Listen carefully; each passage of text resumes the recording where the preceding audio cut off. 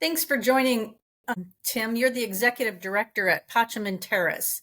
If I go to your website, it's listed as a Hermitage Retreat Center. What is that? That's right. Yes. Hermitage Retreat Center, Kelly, is simply a place where people can come to be alone with God in a beautiful setting. The reason it would be different, say, from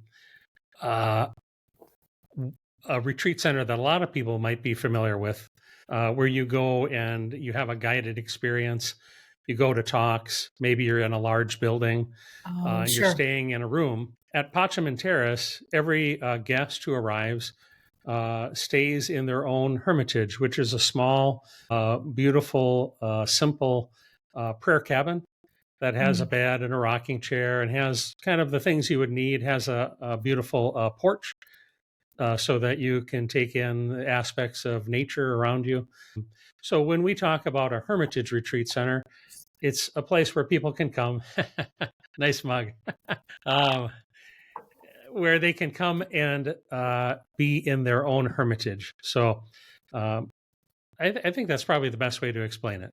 There are advantages to spending time alone with oneself without any influence. Pacem and Terris has been a part of the Minnesota culture for how long, and where are you located? Yep, we are located in Isanti, just north of St. Francis, Minnesota, which for most folks, that would be about a 25-minute drive north of Anoka. So from the Twin Cities proper, it's, from St. Paul, probably about 45 minutes.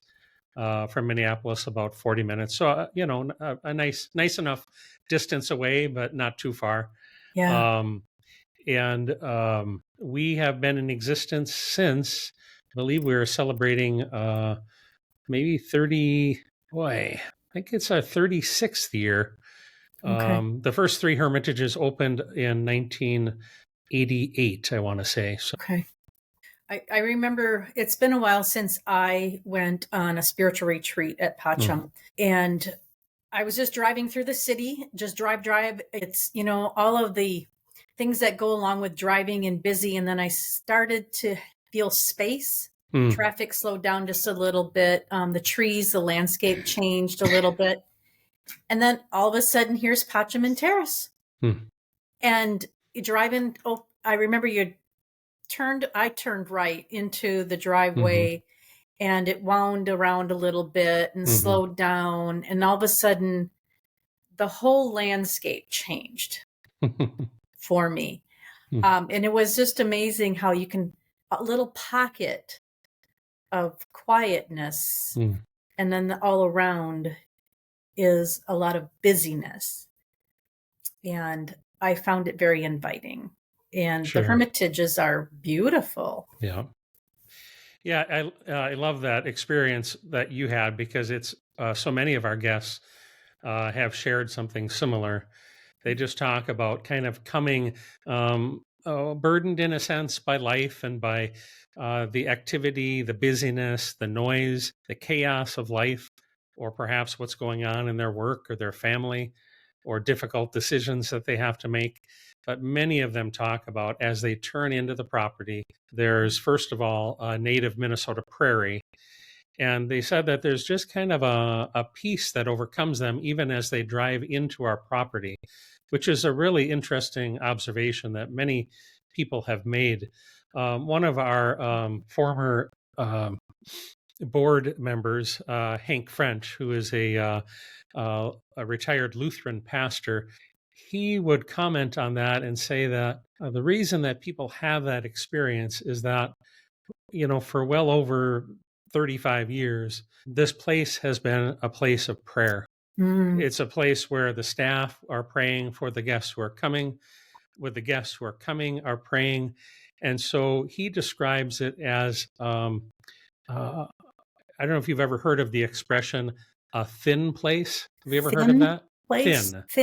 Thin place. And what he means by that is that the veil here between heaven and earth is so thin that you can at times feel that.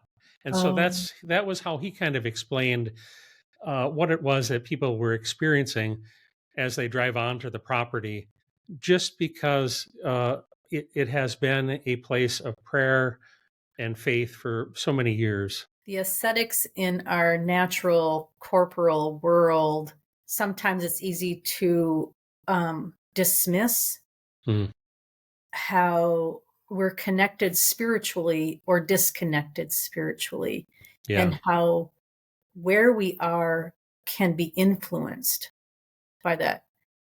Churches, Pacem has a beautiful little sanctuary chapel, and and the stained glass in there. Actually, there is no stained glass.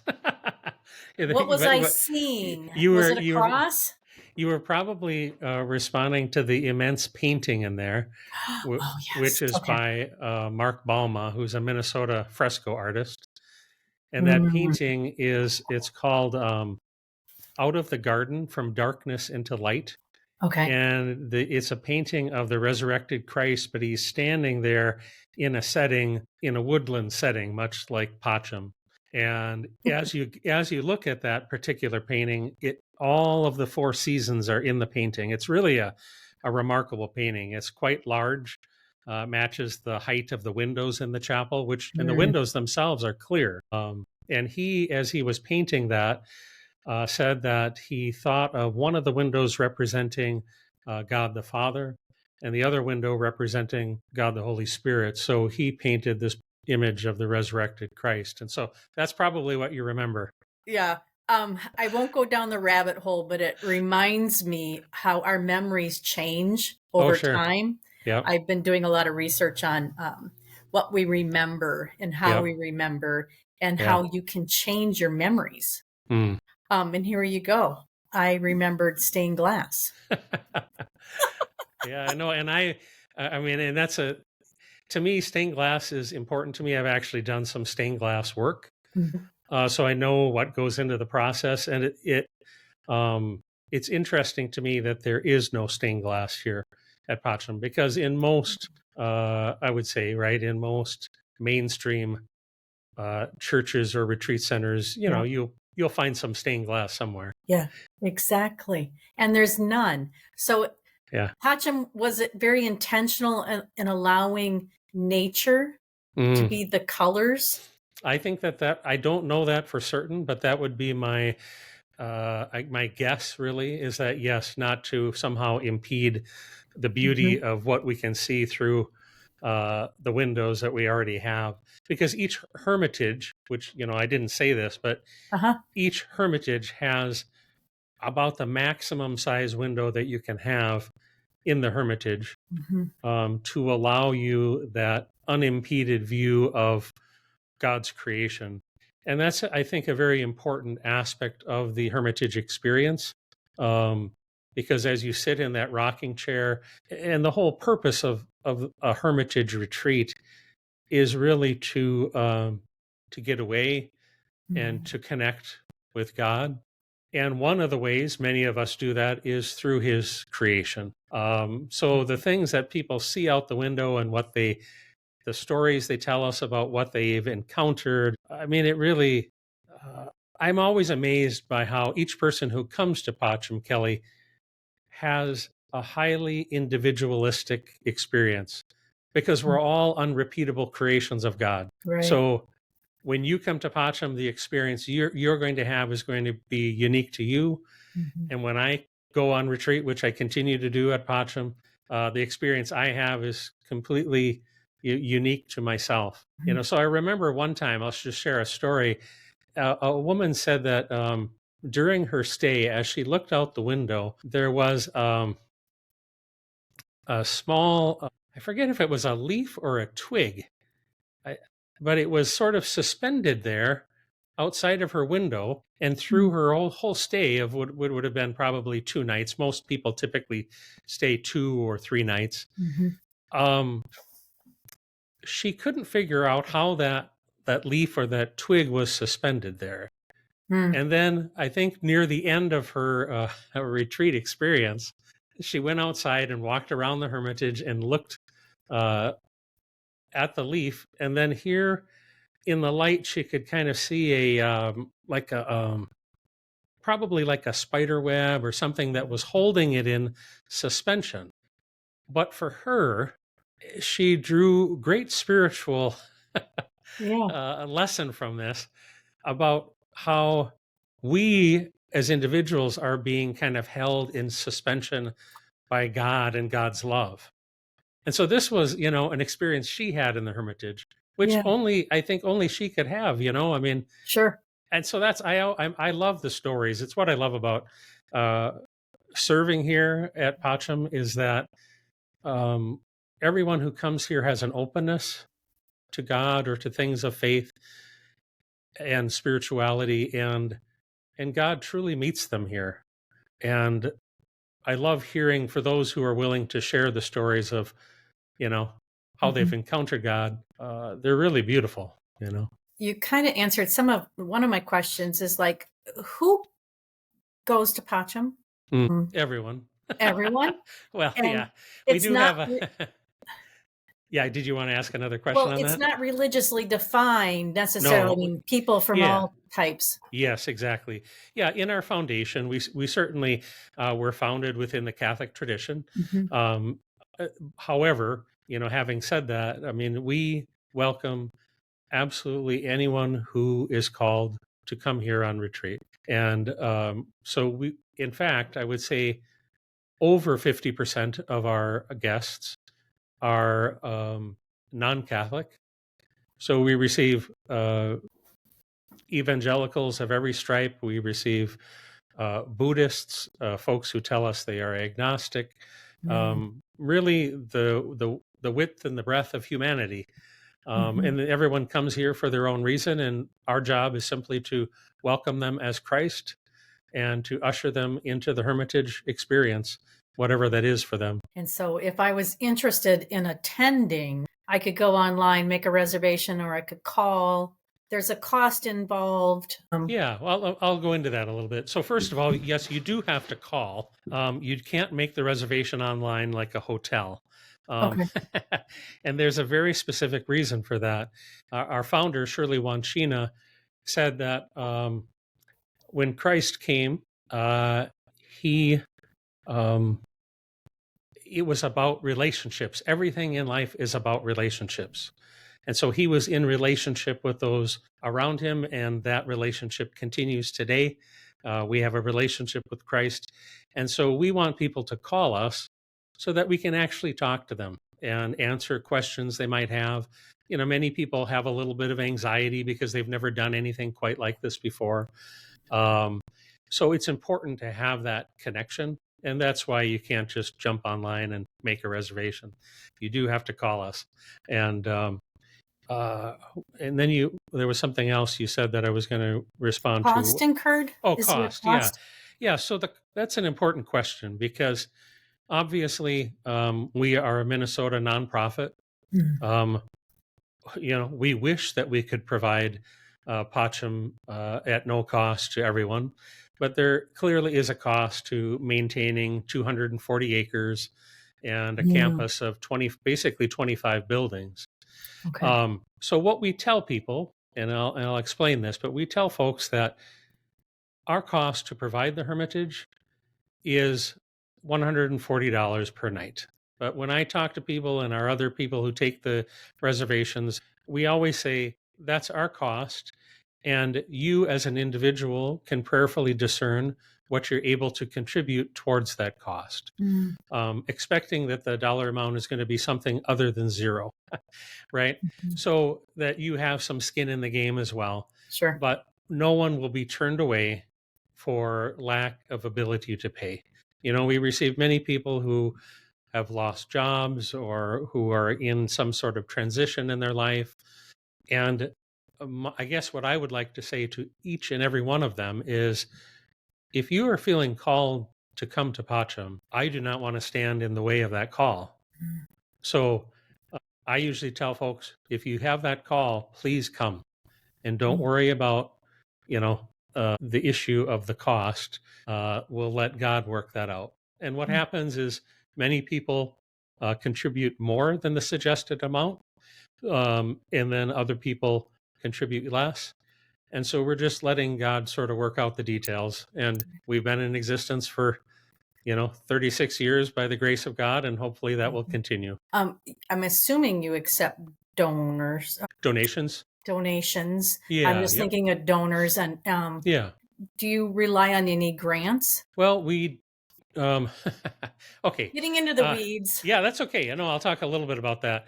Because we are a faith-based organization, many listeners might recognize that faith-based organizations have a much more difficult time receiving grants.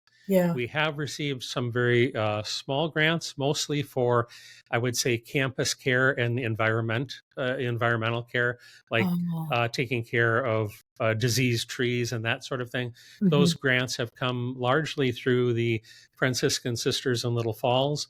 They have a grant program called the One Planet Fund, and it's a grant that we've applied to for a couple of years and received. But by and large, the majority of our budget is provided either by the dollars people contribute when they come as the cost, or the dollars we receive as donations, just from individuals who want to support our work.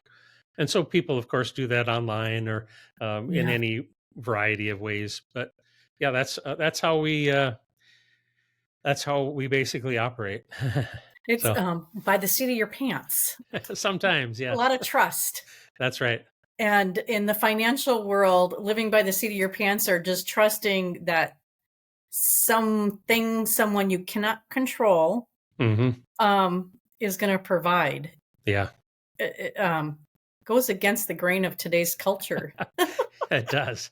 It does, yes. And I think what eases my mind, because there are times, especially when we have equipment or that fails, or our main building where people are first received is a very large building, and at the time it was very advanced in terms of its sort of heating and cooling system. We have geothermal.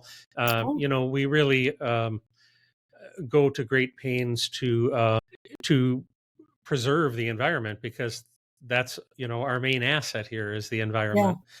So when systems like that go down, they are very, very expensive to replace, and that's where, for me, where the trust comes in. And I just have to say, just look at the fact that God has provided for 30 plus years, and just pray that if God continues to value Pacem, that he'll continue to provide through the generosity of those who believe in the mission and the ministry of Pacem. It sounds like Pacem lives under the stewardship way of living, where you realize that the earth is a gift. That's right. Yep. We're to steward, care for, rather than own. And so the geothermal, are there other things that are on the property that I think it's called zero waste or zero emissions, to move towards not impeding and not taking away from? Yeah. So, obviously, we do a lot of the things that, basically, we're huge on recycling and those sorts of things. There are other things we could do, but not without a significant cost. I have raised the idea with our board of the possibility of solar, but that requires a fair amount of space, and then you're impeding the potential, sort of the views, if you will, the aesthetics that surround us. Another thing that I've considered, but again, the cost is prohibitive to us, would be we use vehicles to transport our guests back to the hermitages. And if a donor, for example, were willing to donate an electric vehicle, it would reduce our need to drive into town to fill up with gas. I think it would be better for our guests, because those vehicles are much quieter. So it adds to the the quietness and the silence of the place. So those are things that I think about and dream about, but it requires a board to be, to go along with, and also Sure. donors. So Yeah. yeah. So it sounds like you have your donation wish list Yes. as the executive director. That's right. Yeah. How long have you been the executive director? Yeah, this September will be, I think, 7 years. So 7 years. And I think a great thing to tell you about that, though, is because it was never sort of some dream of mine to be the executive director of a retreat center. Oh. But I have come to Pacem for at least 20 years on retreat, usually every fall. Okay. I used to work from home as a journalist, and we had 5 children. And so it was important for both my wife and I at times to get away and have those times of silence, those times when you could be self-reflective and be in maybe deeper prayer with God. And so I would come here every year, and I still continue to go on retreat here. So I was a retreatant long before I started working here. Okay. And I think the story of how I ended up here is actually a beautiful story, because I was looking for a job transition, and I had been praying for some direction in regards to that. And I believe it was in early May that Pacem had sent out a letter to its many guests saying that they were seeking an executive director, and they were wondering if we knew of anyone to please let them know. And I read the letter, and I thought, oh, I'm sure I could think of a few people that would be great for that. And I set the letter beside my bed in a pile where I have kind of important papers. And then over the next 3 weeks, in my own prayer, it kept coming up. And so I went to my wife, and we were living at St. Joseph, about an hour and 10 minutes away at the time. And I said, Mary, I said, this seems odd, but I feel like I'm supposed to apply for this job. And she just smiled and said, no, that's not odd at all. Oh. And she encouraged me to apply. And I think, I'm speaking for her, but I think that the reason she reacted that way is that, as my wife and partner and the mother of our kids, she could see the peace that I came home with after my time spent here at Pacem. And she could see that repeatedly over the years. So then when this opportunity became available to her, it made total sense. Oh, my goodness. Yeah. And so here you are. That's right. Here I am. By the grace of God. By the grace of God. When you started coming to the Hermitage Retreat Center, were you worried about what you were going to eat, what you were going to do? Were you just looking to escape? Or did you go on where you didn't eat? What did you do? No, so the beauty of Pacem is that you don't have to do anything. That's the beauty of the place. It doesn't have schedules. There are no expectations. You can sleep when you want to sleep, eat when you want to eat, pray when you want to pray, walk the trails. I will say that the first time I came, that there was a little bit of anxiety because I had never done anything quite like this before. I had heard about it from a friend and from a priest, both of whom recommended it. But it still took me 2 years from the time I heard about Pacem to actually come here on a retreat for the first time. And that, for me, I think everyone has their own hurdles that they have to cross. And for me, when I first looked into it and noticed the fact that the hermitages don't have plumbing and there's no electricity, I thought, wow, how is that going to work? Can I handle that? And then over time, you understand, oh, okay, they have spiffy biffies, places where you can, restrooms. There's jugs of water in the hermitages. There are also showers up in the main building. So, and then you start to learn why we don't have those things and how all of those things can be a distraction. And so once I got over that hurdle, it was easy for me to make the leap and then eventually come. And I think, for my first experience in the Hermitage, it's not as if my different retreats here change all that much. I kind of fall into a particular pattern, if you will. And I think that pattern is best described by a a Lutheran pastor who came here. He's been here many, many times. And I asked him one time, I said, you've been here so many times. I said, does your experience at Pacem tend to be more similar or more different each time you're here? And the way he responded is he said, there are 3 different stages of retreat. And he said, I encounter each of them in some way, shape, or form every time I come to Pacem. And he said, the first stage is one of excitement. I'm excited to come and be there, and I arrive at the place and I'm excited for what God might have in store.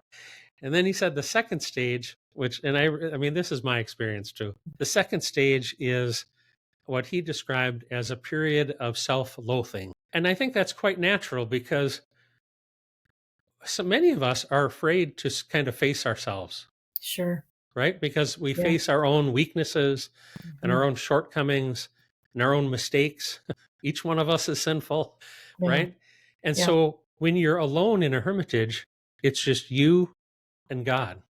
And I think we live somewhat in this, we have this unnatural, I think, I don't know why, it's that fear, right?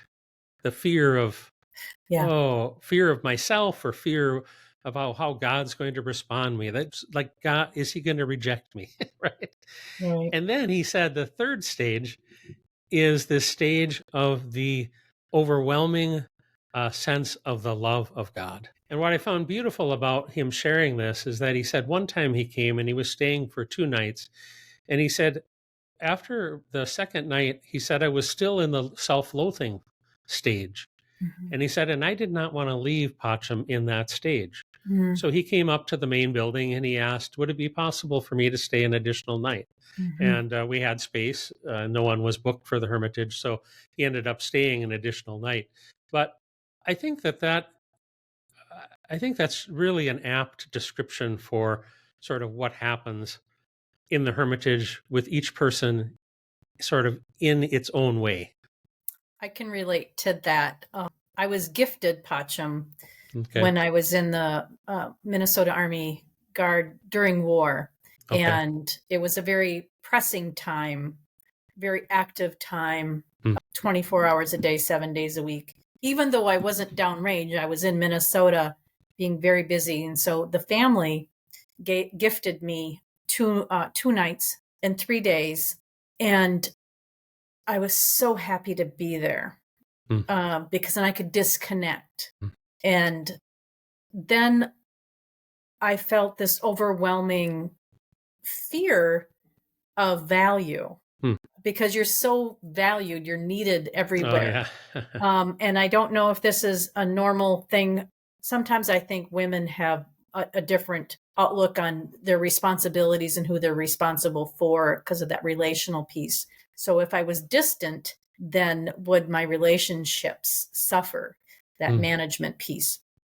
But then I did able to feel like, let me just rest in walking the paths, sitting by the water, and feeling that and communing, if you will, and trying to be silent and receiving. What I learned is when you were talking about, all the way out here, is we can avoid to a huge degree knowing ourselves and knowing our relationship with God, if we choose.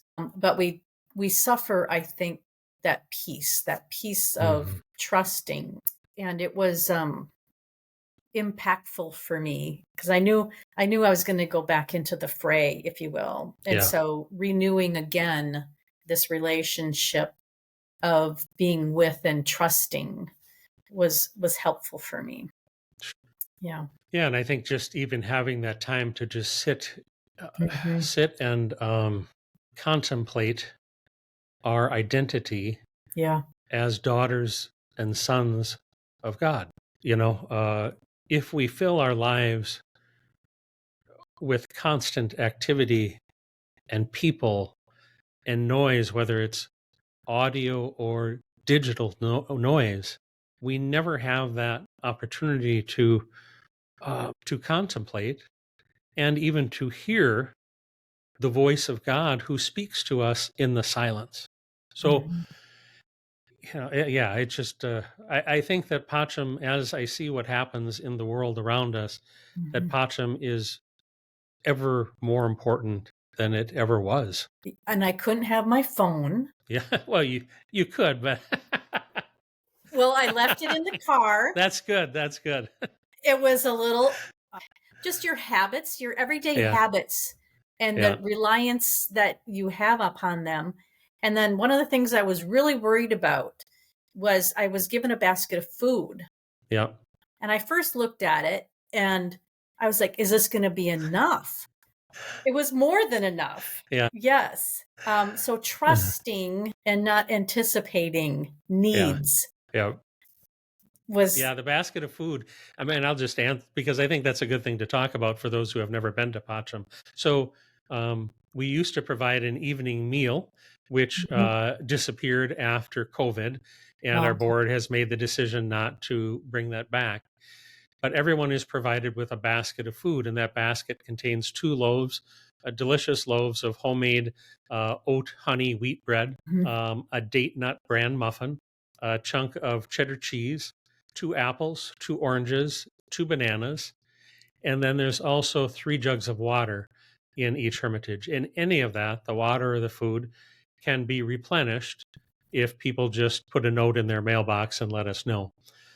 So that, I mean, when you consider that you're not doing that much in terms of Right. activity, it is plenty of food. But there are still those who, for whatever reason, whether they have different dietary needs or Mhm. whatever, will bring a cooler of their own food or something that they could mix with hot water because there is a hot plate in the Oh, Hermitage where you can heat water for coffee or tea.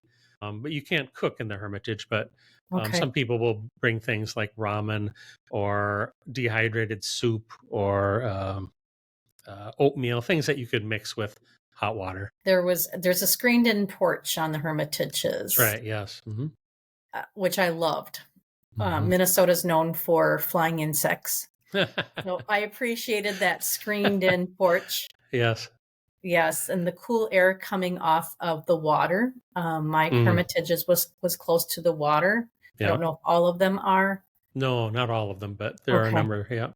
I felt like mine was further away from the main house. Okay. Took us a while to get there.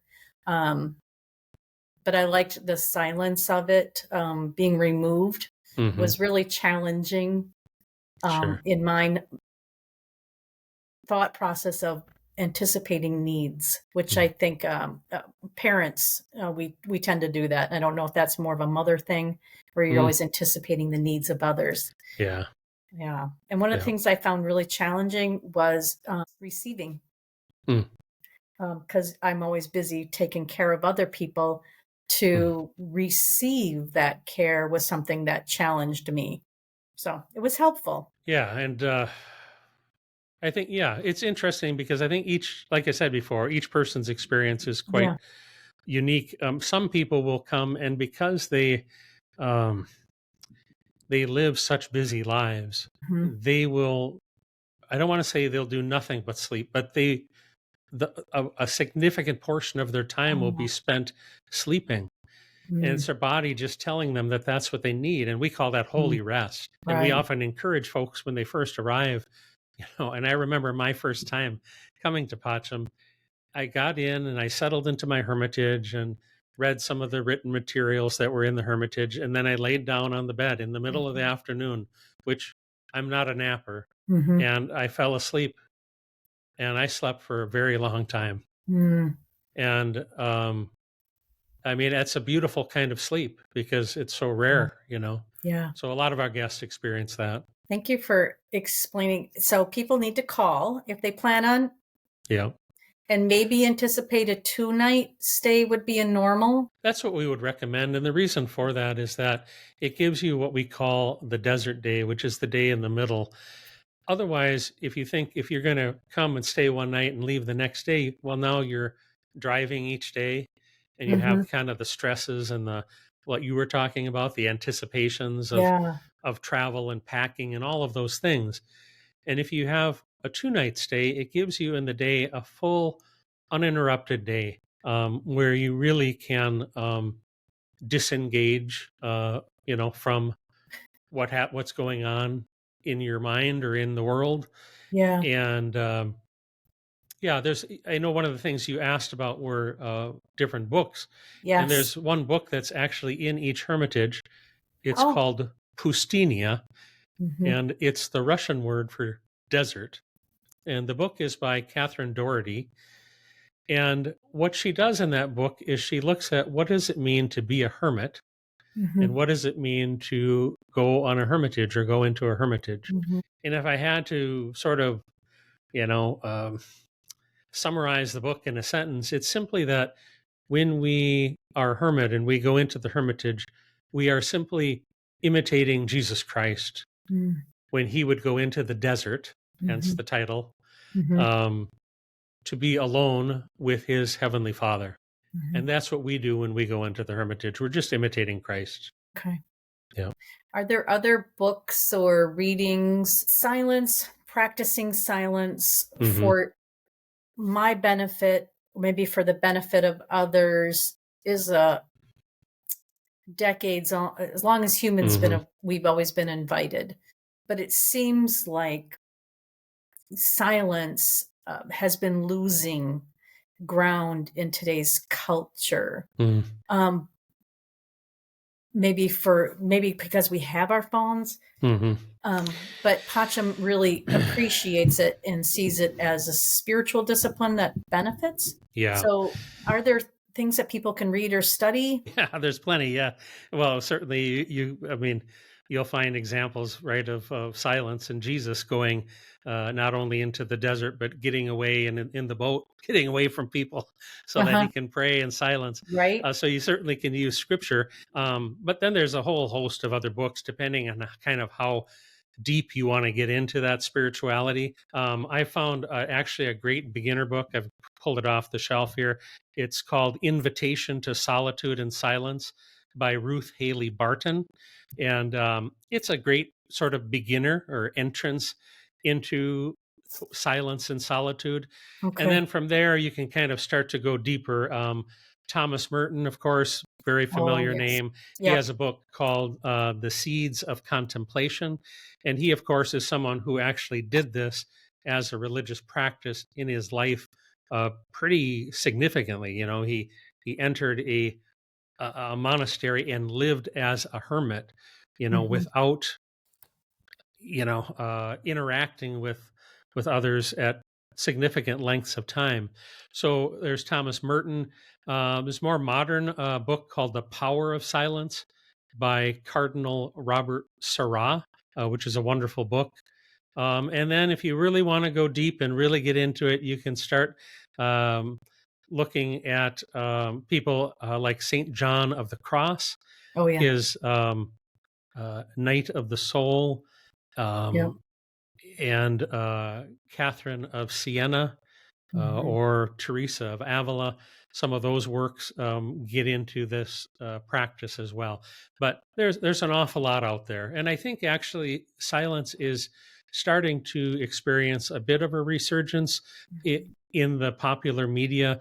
You've got people who are sort of seeking out ways to find silence. I think in response to all of the noise. One of some of the authors, especially Saint John of the Cross, the Dark Night of the Soul, Hmm.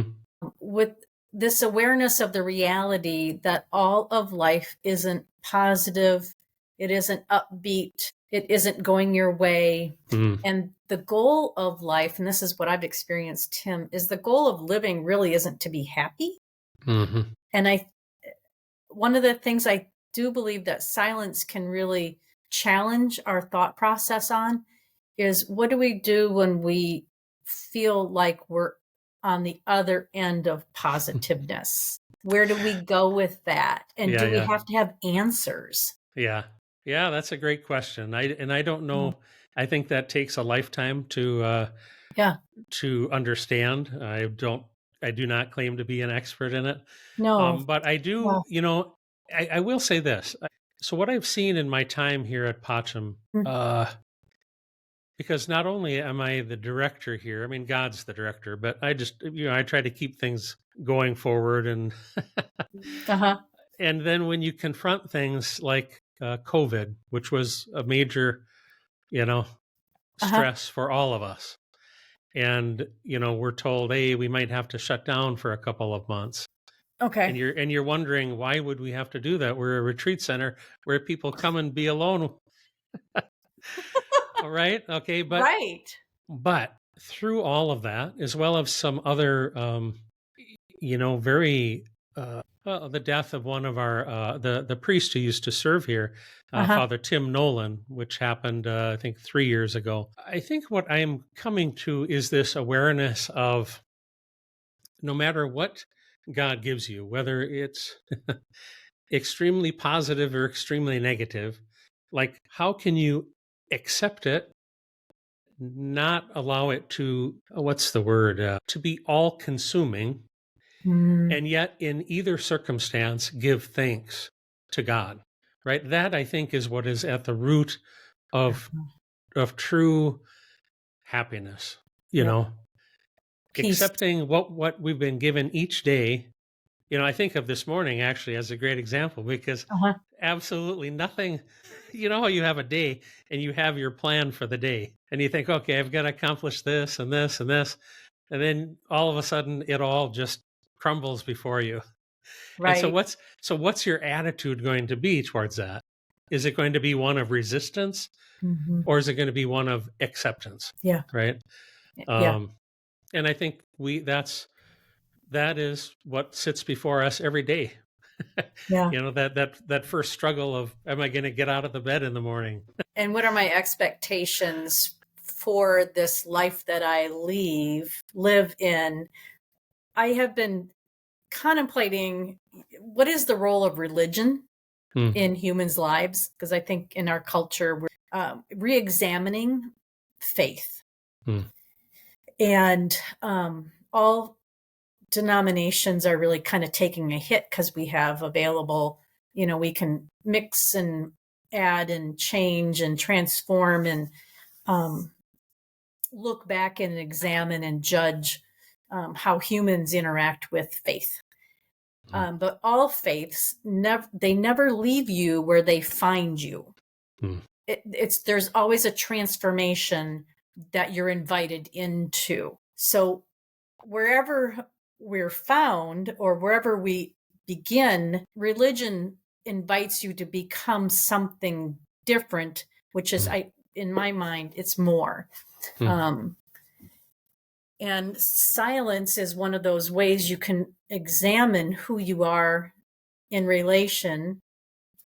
And relation, I think we all know that there's more, but the noise can kind of keep us diverted. Oh, yeah. Away from where the silence, it's right front and center after the self-loathing period. Like, oh, okay, well, what am I thinking about these things? Yeah. There's a gift to that. Oh, yeah. Yeah, I think there is a definite gift. I mean, because it helps you to look at your own life and see, those,